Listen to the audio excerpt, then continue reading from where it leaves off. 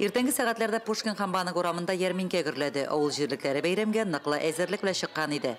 Тобыннарда тобадан гына төшкән коймаклар, самовар шәйе белән комыр шәммәләре, төрле кайнатмалар да тәкъдим ителде.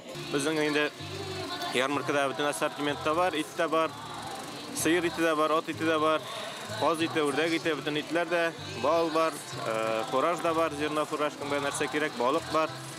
Шуңа ассортимент бай, кемнең теләге бар, нәрсә сатып алырга теләргә бүтән әйбер дә бар. Бу бәйрәмдә халык бик яратып ала, көтеп ала.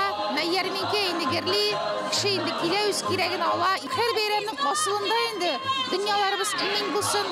Һәм бу бәйрәм һәр вакытта да бер-берсен карата матур мәгълүмәдә булып, бер-берсен аңлап, бер-берс белән бергә матур итеп яшәргә булсын. Бу ярминкәдә дә авыл хуҗалыгы продукциясе мулдан тәкъдим ителде.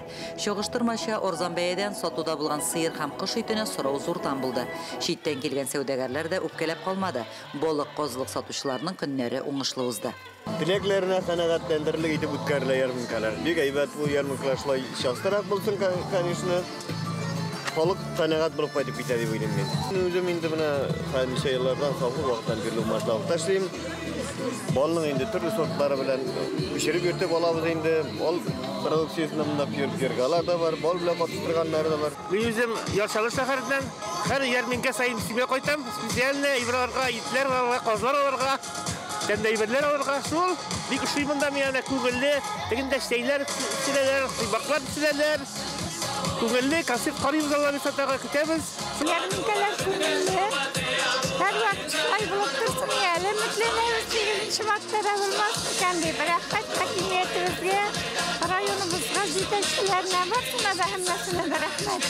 Театральләштерелгән тамаша, уеннар белән үрелеп барган чараның кульминацион вакыты әлбәттә кышны зату мизгелләре булды. Рушуган авыл яшьләренең бәйрәм тарихын, традицияларын гәүдәләндергән тамашасын олысы да, кешесе дә яратып тамаша кылды.